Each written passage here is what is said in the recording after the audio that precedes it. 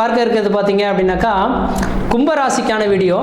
இந்த கும்பராசி அன்பர்களுக்கு இந்த தமிழ் புத்தாண்டும் பார்த்தீங்க, தமிழ் புத்தாண்டு ராசி பலன்கள் பார்க்கும்போது உங்கள் ராசிக்கு பார்த்தீங்க அப்படின்னாக்கா 4ஆம் இடத்துக்கு இந்த குரு பகவான் பயிற்சி ஆகிறார். அப்போ ராசிக்கு 4ஆம் இடத்து 3ஆம் இடத்துலேருந்து 4ஆம் இடத்துக்கு பயிற்சி ஆகிறது ஓரளவுக்கு யோகம் தானாக்கா கண்டிப்பாக இது ஒரு சில விஷயத்தில் குரு பகவானால் யோகம்னு சொல்லலாம். ஆனால் இந்த ஆண்டில் பார்த்தீங்கன்னாக்கா குரு பயிற்சி ஒன்று மட்டும் தான் நடக்க இருக்குது. அப்போ இந்த குரு பயிற்சினால் பெரிய லெவலில் எந்த வித மாற்றத்தையும் கொடுத்துட முடியாது. மற்ற மீதமுள்ள கிரகங்களையும் பயிற்சிகள் வச்சு தான் பார்க்கணும். அதன் அடிப்படையில் பார்க்கும்போது இந்த ஜென்மத்தில் சனி பகவான் நிற்கிறார். இது ஒரு மிகப்பெரிய ஒரு உச்சக்கட்ட ஒரு அமைப்புன்னு தான் சொல்லணும். உண்மையாலுமே சொல்ல வரேங்க, என்னோட வித்தையின் அடிப்படையில் நான் இந்த குரோதி வருட தமிழ் புத்தாண்டு ராசி பலன்களில் அனைத்து ராசிக்காரர்களும் ஓரளவுக்கு ஒரு சில விஷயங்கள் யோகத்தையும் கொடுத்துருப்பேன், ஒரு சில நெளிவு சுகுலியும் கொடுத்துருப்பேன். ஆனால் பெரிய லெவலில் கெடுதல்களுக்கான அமைப்புகளை சொல்லியிருக்க மாட்டேன். ஆனால் இந்த வீடியோ தொகுப்பில் இந்த கும்பராசி அன்பர்களுக்கு மட்டும் ஒரு சில விஷயங்கள் சொல்ல விரும்புகிறேன். ஜென்மத்தில் சனி இருக்கக்கூடிய காலகட்டங்கள் மட்டும் மிக மிக கவனமாக இருந்துக்குங்க. ஏன் என்ன காரணம் அப்படின்னு கேட்டிங்கனாக்கா, ஜென்மத்தில் குரு சனி பகவான் வரக்கூடிய காலகட்டத்தில் மற்ற 9 கிரகம் எதுவாக 9 கிரகத்தில் மீதமுள்ள 8 கிரகத்தை விட்டு வீட்டை விட்டு அனுப்பிவிடுங்க. அனுப்பிவிட்டு இந்த ஜாதகருக்கு நான் செய்ய வேண்டிய கர்ம பலன்களை அனுபவிச்சுட்டு கொடுத்துட்றேன், அதுக்கப்புறம் எல்லா கிரகங்களும் வந்துருங்கன்ற மாதிரி அமைப்புங்க. அப்போ ஜென்மத்தில் சனி இருக்கக்கூடிய காலகட்டத்தில் குடும்பத்தில் கஷ்டம், நஷ்டம், வம்பு, வழக்கு, சண்டை, சச்சரவு, கோர்ட்டு கேஸு, மன நிம்மதி குறைகிறது, பொருளாதார பிரச்சனைகள் ஏற்படுறது, கடன்கள் அதிகரிக்கிறது, உற்றார் உறவினர் பகைமை பாராட்டு, இது மாதிரி பல்வேறுபட்ட கஷ்ட நஷ்டங்கள் சந்திக்கக்கூடிய காலகட்டங்கள் தொடர ஆரம்பிச்சிருச்சிங்க. அதனால என்ன மாதிரியான பிரச்சனைகள் வர இருக்கு, நான் எப்படி இருக்கணும், எந்த துறையில் எப்படி இருக்கணும், நான் இன்னைக்கு இந்த தொழில் செய்துட்டு இருக்கேன், இந்த தொழில் சரிதானா, இல்லை வேற தொழில் மாற்றிக்கலாமா, இல்லை இந்த தொழிலை நான் குடும்ப உறுப்பினர்கள் பேரில் சேர்த்துக்கலாமா, இதெல்லாம் எச்சரிக்கையாக தெளிவாக சொல்லுங்க. வருமுன் காற்பதே சிறந்தது என்ற விதியின் அடிப்படையில் மகர ராசி அன்பர்கள்கிட்ட கேட்டிருந்தீங்கன்னா கடந்த 5 வருட காலகட்டத்தின் வாழ்க்கை நிகழ்வுகளை சொல்லியிருப்பாங்க.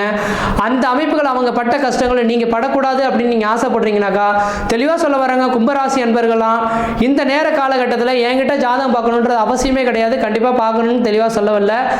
உங்களுக்கு ஆஸ்தான ஜோதிடர்கள் இந்த ஜோதிடர்கிட்ட போனால் எனக்கு தெளிவு கிடைக்கும், கண்டிப்பாக ஒரு தெளிவான விளக்கங்கள் கிடைக்கும். வாழ்க்கையில் இந்த பிரச்சனையிலேருந்து நான் மீண்டு வர முடியும், இந்த 7 சனி தாக்கத்திலேருந்து ஓரளவுக்கு மீண்டு வர முடியும்னு நம்பிக்கை யாருக்கு கிடைக்குதோ, அல்லது உங்கள் குடும்ப ஜோதிடர்கள் யார் இருந்தாலும் அவங்ககிட்ட கொண்டு போய் தயவு செய்து உங்களோட சுய ஜாதகத்தை கொண்டு போய் கொடுங்க.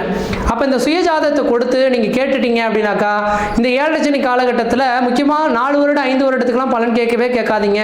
கண்டிப்பாக அது கேட்கறது ஏனோ தானோன்னு தான் பலன்களாக இருக்குமோ தவிர அது சிறப்பாக இருக்காது. கண்டிப்பாக இந்த வருடத்தில் என்ன நடக்க போகுது, இந்த வருடத்தில் நடக்கக்கூடிய நிகழ்வுகளை ஒவ்வொரு மாதத்தின் நிகழ்வுகளையும் ஒவ்வொன்றா சொல்லுங்கள்.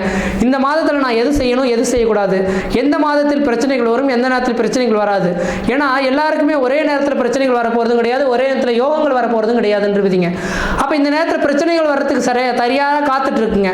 அப்போ எந்த மாதிரியான பிரச்சனைகள் வர இருக்கு, நான் என்ன தொழில் செய்தால் அதனால் பிரச்சனைகள் வரும், எது செய்தால் பிரச்சனைகள் வராது, அல்லது என்னோட தொழில் பார்த்தீங்கன்னாக்கா இந்த இடத்த விட்டுட்டு இடத்த மாற்றிக்கலாமா, அல்லது ஊரை விட்டு வெளியூர் வெளிமாநிலம் வெளிநாடுக்கு போகலாமா, இப்படின்னு நினைக்கக்கூடிய இந்த கும்பராசி அன்பர்களுக்கெல்லாம் தெளிவாக உங்களோட சுய ஜாதகத்தை எடுத்து ஒரு தடவை பரட்டி பார்த்துட்டீங்கன்னாக்கா உங்களோட தொழிலும் வருமானமும் என்னன்றது தெளிவாக சொல்லிடும். அதுக்கு பிறகு நீங்கள் முயற்சி எடுக்கிறது தான் ஓரளவுக்கு நல்ல பலன்கள் தரும். அது மட்டும் போதான்னு 2ஆம் இடத்துல ராகு பகவான் 8ஆம் இடத்துல கேது இருக்கனால இந்த கும்பராசி அன்பர்களும் கோபங்கள் இனிமேல் அதிகமாக இருக்குன்றீங்க. யார் சொல்லியும் கேட்க மாட்டீங்க, டக்குன்னு கோவப்படுவீங்க, அதை நினச்சி நீங்களே திரும்ப வருத்தப்படுவீங்க. ஏன்னா ராகு கேதின் பிடியிலையும் உங்கள் ராசி மாட்டிட்டு இருக்கனால கும்பராசி அன்பர்களுக்கு ஓரளவுக்கு விசேஷமான அமைப்புகள் கிடையாது, கொஞ்சம் எச்சரிக்கையாக இருக்கக்கூடிய காலகட்டமாகவும் இருந்துட்டு இருக்குன்றீங்க. அதே வேளையில் பார்த்தீங்கன்னாக்கா உங்கள் ராசிக்கு 3ஆம் இடத்துல இந்த குரு பகவான் இந்த ஆண்டின் தொடக்கத்தில் இருக்கிறார். ஆனால் மே மாதம் 1ஆம் தேதி என்று குரு பயிற்சி நடக்க இருக்கு.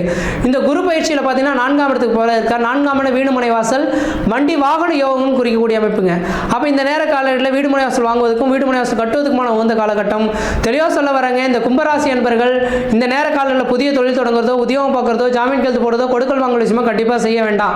ஒரே ஒரு விஷயங்கள் செய்யணும் அப்படின்னாக்கா இந்த நேரத்தில் உங்கள் குலதெய்வத்துக்கு போயிட்டு ஒரு தேங்காய் பழம் வச்சு ஒரு அர்ச்சனை பண்ணி சாமி கும்பிட்டுட்டு அழியா சொத்துக்கள் வாங்கி போடுறதுக்கும் வீடு மனை வாசல் வாங்குவதற்கும் வீடு மனை வாசல் கட்டுவதற்குமான உகந்த காலகட்டம். இந்த சனி போகும்போது என்னடா மிச்சம்னாக்கா நான் கடன் வாங்கினேன், வீடு கட்டினேன், அதனால கடன் வந்துருச்சுன்னு மாதிரி விட்டுறலாம். ஆனால் தொழில் தொடங்குறதுக்கோ உத்தியோகம் பார்க்கறதுக்கோ போட்டுனா எல்லாமே திவாலாகக்கூடிய காலகட்டங்கள் உருவாகுன்றீங்க. அதனால் கும்பராசி என்பவர்கள் யாராக இருந்தாலும் இந்த நேர காலகட்டத்தில் புதிய தொழில் தொடங்கக்கூடாது, உத்தியோகம் பார்க்கக்கூடாது, ஜாமீன் கையெழுத்து போடக்கூடாதுன்னு மட்டும் ஆணித்தரமாக சொல்ல விரும்புகிறேங்க. அடுத்ததாக பார்த்தீங்கன்னா இந்த குருவின் பார்வை 4ஆம் இடத்துல இருந்து பார்த்தீங்கன்னாக்கா உங்கள் ராசிக்கு 8ஆம் இடத்துக்கு படம் இருக்கனால உங்கள் ராசிக்கு 8ஆம் இடமானது ஆயுள் ஸ்தானம்னு சொல்கிறனால இந்த நேர காலங்களில் வண்டி வாகனத்தில் கொஞ்சம் கவனமாக போயிட்டு கவனமாக வர்றது விசேஷத்தை கொடுக்குன்றீங்க. அதே போல் 10ஆம் இடத்தை குரு பகவான் பார்க்கறதுனால தொழிலில் பார்த்தீங்கன்னா தொழில் ஓரளவுக்கு ஓடிட்டு தான் இருக்கும். ஆனால் அவ்வப்போது தொழிலுக்கு போக முடியாமல் தடுங்கல்கள் ஏற்படுறதை பார்க்க முடியுன்றீங்க. அப்போ எங்கே சுற்றினாலும் தொழில் மேலே கொஞ்சம் நீங்கள் நீங்கள் அக்கறை எடுத்துக்கிறது ஓரளவுக்கு நல்ல பலன்களை தரும். அதே வேளையில் பார்த்தீங்கன்னாக்கா உங்கள் ராசிக்கு 12ஆம் இடத்துக்கு இந்த குருவின் பார்வைகள் கிடைக்கிறனால 12ஆம் இடம் அந்நிய தேசம் அந்நிய பயணம் அயல்நாட்டு குறிக்கக்கூடிய இடங்க. அப்போ இந்த நேர காலங்களில் ஊரை விட்டு வெளியூர் வெளிமாநிலம் வெளிநாடு தொடர்பு பெறணும்னு நீங்கள் ஆசைப்பட்டீங்கன்னாக்கா வெளிநாடு கிளம்புறதுக்கான ஒரு உன்னதமான காலகட்டமாகவும் இந்த கும்பராசிக்காரர்களுக்கு இருந்துட்டு இருக்கு. அதே போல் இந்த நேர காலகட்டத்தில் திருமணம் நடக்கலையா, இதெல்லாம் சுப விரயத்தில் போகின்றவிதிங்க. திருமணம் ஆகாத நபர்கள் திருமண வாய்ப்புகள் ஏற்படுதும், குழந்தை பேர் இல்லாத நபர்கள் குழந்தை பேர் உருவாகிறதுக்கான வாய்ப்புகள் உருவாகும். அதே போல் வேலை வாய்ப்பு இழந்த நபர்களுக்கு இந்த நேர காலங்களில் இருக்கிற வேலையை வச்சு தற்காத்துக்கிறது நல்லா இருக்குன்றவிதிங்க. இருக்கிற இடத்த விட்டு இன்னொரு இடத்துக்கு போறீங்க அப்படின்னாக்கா அது அந்த அளவுக்கு வளர்ச்சிகள் இல்லாத ஒரு அமைப்புகளாக ஏற்படுத்தி தருன்றவிதிங்க. இந்த நேரத்தில் பார்த்தீங்கன்னா உடல் சார்ந்த விஷயங்களாக அவ்வப்போது பிரச்சனைகள் வந்து போயிட்டு இருக்கும். அதுக்கு என்ன செய்றீங்கன்னா சனிக்கிழமை தோறும் விநாயகர் பெருமானுக்கு நல்லெண்ணெய் தீபம் போட்டுவது ஓரளவுக்கு நல்ல பலன்கள் தரும். பொருளாதாரத்தில் கொஞ்சம் படிப்படியாக இதெல்லாம் சேர்த்து வச்சதெல்லாம் கொஞ்சம் கரையிறதை பார்க்க முடியும். பொருளாதார கரையை பற்றி நீங்கள் எதுவும் கவலையப்பட வேண்டிய அவசியங்கள் கிடையாது.